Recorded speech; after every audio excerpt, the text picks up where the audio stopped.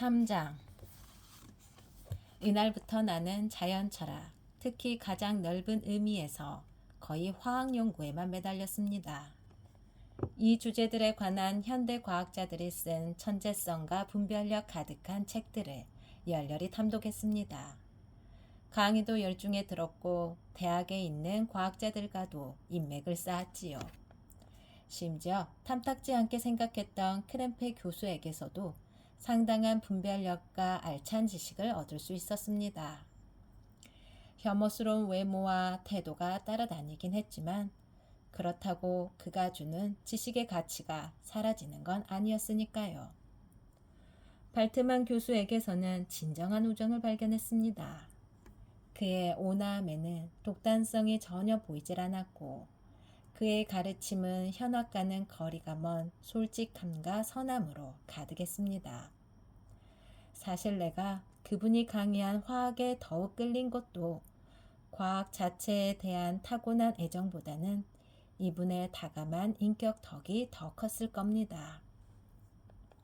그렇게 지식을 향한 첫걸음을 떼고 나자 공부를 깊이 할수록 온전히 과학 자체의 매력에 빠져들었습니다. 그저 의무이자 결심의 문제였던 과학 연구가 이제는 열정과 탐구욕으로 발전했고 실험실에서 공부에 몰두하다 보면 별이 지고 아침이 밝아오는 일도 다반사였습니다. 그토록 공부에 매진했으니 학식의 발전 역시 급속도로 이루어졌다는 것을 쉽게 짐작하겠지요. 내 열정은 학생들 사이에서 경의의 대상이었고 공부의 깊이는 과학의 거장들조차 놀라워할 정도였습니다. 크렘페 교수는 종종 교활한 웃음을 띠며 코르넬리우스 아그리파는 어떻게 되어가느냐며 짓궂은 질문을 던지기도 했지요. 발트만 교수는 나의 성장을 진심으로 기뻐했습니다. 그렇게 2년이 흘렀습니다. 그 사이 제네바에도 한 번도 가지 않고 온 마음과 영혼을 온통 공부에 쏟았지요. 겪어보지 않은 이들은 과학의 매력을 상상조차 하지 못할 겁니다. 다른 분야에서는 선배들만큼 공부하면 더 이상 알 것이 없지만 과학에서는 계속해서 새로운 것을 발견할 수 있고 놀라운 것들이 나타납니다. 어느 정도의 역량을 갖추었다면 한 분야만 집중적으로 파고들어도 해당 분야에서 대가로 우뚝 설 수 있었습니다. 나 또한 한 가지 분야를 완전히 터득하고 끊임없이 정진한 덕에 성장이 빨라 2년이 끝나갈 무렵에는 화학실험 도구의 개선에 기여할 만한 몇 가지도 발견했기에 대학에서도 경탄과 선망의 대상이 되었습니다. 이 정도 경지에 도달해 잉골슈타드 대학의 모든 교수가 가르쳤던 자연 철학 이론과 실험에도 통달하자 대학에 머무는 일이 개인적인 발전에 별 도움이 되지 않더군요. 이제 고향의 친구들에게 돌아가야겠다는 생각이 들었습니다. 그런데 그때 사건 하나가 터져 잉골슈타드 대학에서 체류 기간이 연장되었습니다. 내가 특별히 관심을 가졌던 현상 중 하나는 인체, 그리고 생명을 부여받은 모든 동물의 신체 구조였습니다. 생명의 원리는 어디서 비롯된 것일까? 내가 자주 던진 질문이었습니다. 대담하면서도 그저 신비로만 취급되던 질문이었지요. 하지만 비겁함이나 부주의로 탐구의 방해를 받지 않는다면 알게 되는 것들이 얼마나 많은지요. 나는 이러한 상황을 거듭 생각했고 마침내 생리학과 관련된 자연 철학에 전력을 다하겠다고 작정했습니다. 거의 초자연적 열의가 나를 몰아대지 않았더라면 이 연구는 짜증스럽고 견디기 힘든 것이 되었겠지요. 생명의 원인을 살피려면 먼저 죽음을 연구해야 합니다. 해부학을 익히긴 했지만 그것만으로는 충분치 않았어요.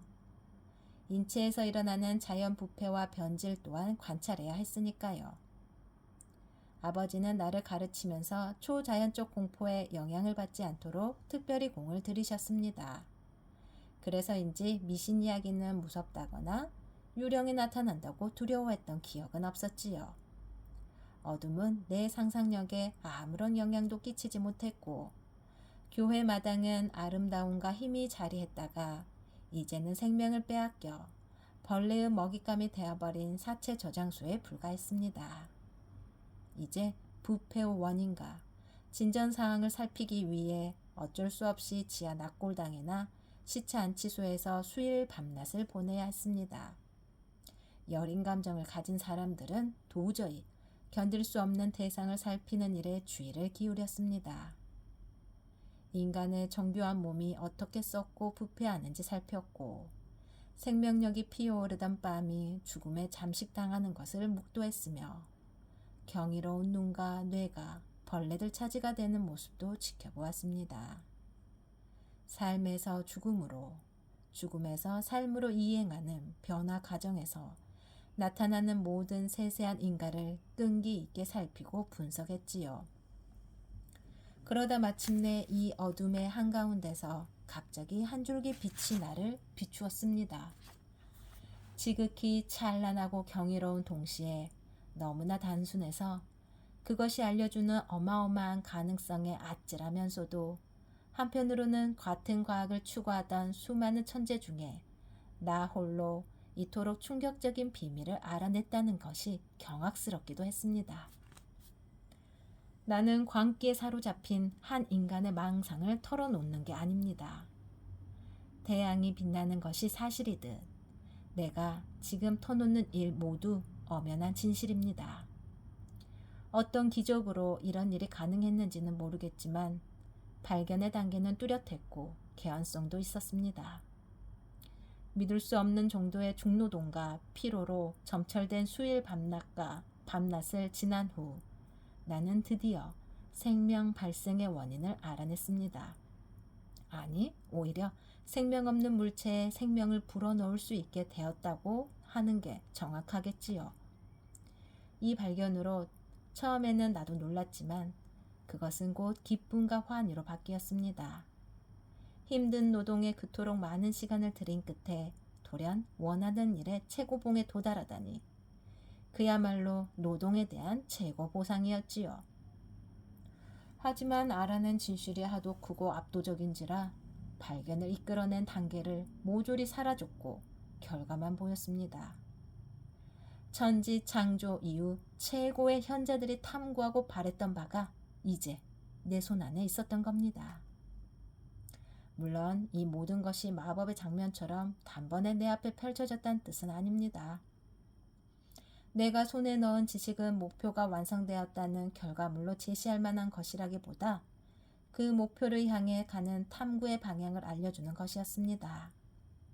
나는 죽은 자들과 생매장 당했다가 희미하게 깜빡이는 빛, 일견 큰 효과가 없어 보이는 빛의 도움으로 살아날 길을 발견한 신바드와 같은 신세였습니다. 버치어, 열의와 놀라움과 희망 가득한 눈빛을 보니 내가 알게 된 비밀을 당신도 알고 싶은 모양이구려. 하지만 안 될 말입니다. 내 이야기를 참고 끝까지 들어보면 내가 왜 그 비밀을 함구하는지 어렵지 않게 이해할 겁니다. 그때의 나처럼 안내자도 없이 열의로만 가득한 채 당신을 파멸과 불보듯 뻔한 파국으로 치닫게 할 수는 없으니까요. 나를 보고 교훈을 얻으시구려. 내 가르침이 미덥지 못한다면 최소한 내가 겪은 일을 보고서라도 말입니다. 지식을 얻는다는 것이 얼마나 위험한 일인지 고향을 세상 전부로 알고 사는 사람이야말로 자기 본성이 허락하는 것 이상으로 위대해지려는 열망을 품은 자보다 얼마나 더 행복한지 말입니다. 그토록 경이로운 힘이 내 수중에 들어왔다는 것을 알게 된 후에도 그 힘을 사용할 방법을 놓고 확신이 서지 않아 꽤 오랫동안 망설였습니다. 생명을 부여하는 힘은 있었지만 생명을 받을 수 있는 몸, 온갖 복잡한 섬유질과 근육과 혈관을 갖춘 인체를 마련하는 일이 필요했기 때문입니다. 상상하기 어려울 만큼 어렵고 고된 노동이었지요. 처음에는 나와 같은 인간을 만들어야 할지 아니면 더 단순한 생명체를 만들어야 할지 확신이 없었습니다. 하지만 척 성공에 너무 달뜬 나머지 인간처럼 복잡 다단하고 경이로운 존재에 생명을 불어넣을 수 있다고 믿을 경지에 이르렀지요. 내가 당장 주무를 수 있는 재료만으로 보면 그토록 어려운 일에 합당할 만큼 충분하지 않았습니다. 하지만 결국 성공하리란 것만은 의심하지 않았습니다. 무수한 실패에 대비했거든요. 시도해도 끝없이 좌절을 맛볼 것이고 마침내 성공한다 해도 결과물 역시 불완전하겠지만 과학공학이 나날이 발전하는 것을 떠올릴 때 당장의 시도는 최소한 미래의 시도가 성공할 토대만큼은 마련해 주리라고 스스로 격려했습니다. 내 계획이 아무리 크고 복잡하더라도 실행 불가능하다고 포기할 정도는 아니었고요. 이런 마음으로 인간을 창조하는 일에 착수했습니다. 인체의 넣을 부분들이 워낙 정교하다 보니 속도가 붙지 않아 처음 의도와 달리 거대한 몸집을 한 존재를 만들기로 했습니다. 키는 2.5m가량의 몸집도 키에 비례해 큰 인간을 만들기로 했지요. 작정하고 몇 달간 재료를 모아 정리한 다음 작업에 돌입했습니다. 척 성공으로 한참 달뜬 가운데 마치 폭풍처럼 나를 휘몰아간 다채로운 감정에 대해서 당신은 상상조차 하기 어려울 겁니다. 삶과 죽음이야말로 내가 최초로 뚫어야 하는 이상적인 경계였습니다. 나는 그 어둠 속으로 폭포수처럼 빛을 쏟아 넣어야 했지요. 내가 만들어낼 새로운 종은 태어나면 나를 창조자여 존재의 근원으로 축복하겠지요. 행복하고 탁월한 많은 본성이 내 덕에 생겨날 테고요. 나만큼 자식에게 감사받아 마땅할 아비는 없을 겁니다. 이런 생각을 따라가다 보니 무생물에 생명을 불어넣을 수 있다면 시간이 지나면 겉으로 보기에 죽음으로 부패한 육신에도 생명을 불어넣을 수 있겠다는 생각도 들었습니다. 지칠 줄 모르는 열정으로 일하면서 이런 생각이 들자 용기가 났습니다. 공부하느라 뺨은 창백해졌고 집안에만 갇혀있다 보니 몸도 쇠약해졌습니다. 확실한 결과를 기대하던 찰나 실패한 적도 있었고요. 그래도 이튿날이 지나 시간이 좀 지나면 성공할 거라는 희망에 매달렸습니다. 나 홀로 품고 있던 비밀이었지요. 달빛이 한밤중 내가 하는 일을 물끄러미 바라보는 동안에도 나는 잔뜩 긴장한 채 숨 쉴 틈 없는 열정으로 자연이라는 연인을 그 깊숙한 곳까지 추적해 들어갔습니다. 무덤이라는 불경스러운 습지를 휘젓고 다니거나 죽은 진흙을 살아 움직이게 만들겠다는 일념으로 산 동물을 고문하던 내 은밀한 노동에 담긴 공포를 누군들 상상이나 할 수 있을까요? 지금도 사지가 떨리고 두 눈이 그 기억 속에서 허우적대고 있습니다. 하지만 당신은 저항할 수 없는 광기 어린 열망에 사로잡혀 그저 앞으로만 나아갔습니다. 한 가지 목적 외에는 다른 모든 감각이나 영혼을 잃어버렸던 것 같아요. 이 부자연스러운 열의가 작동을 멈추고 예전 방식으로 돌아가기 무섭게 다시 덧없는 무아지경에 빠져 격렬한 열정이 되살아나곤 했습니다. 시체 안치소에서 유골을 모으고 불경한 손가락으로는 인체의 엄청난 신비를 흐트렸지요. 꼭대기층이라 다른 집들과 복도와 계단으로 완전히 분리된 독방. 오히려 감옥 같은 곳에서 더러운 창조 실험실을 운영한 셈입니다. 세밀한 작업에 몰두하느라 눈이 튀어나올 지경이었고 해부실과 도살장에서 상당량의 재료를 구했고 인간의 본성 때문에 작업에 혐오감이 들어 등을 돌리기도 했지만 그래도 늘어만 가던 열의가 식지 않아 작업은 거의 마무리 단계에 이르렀습니다.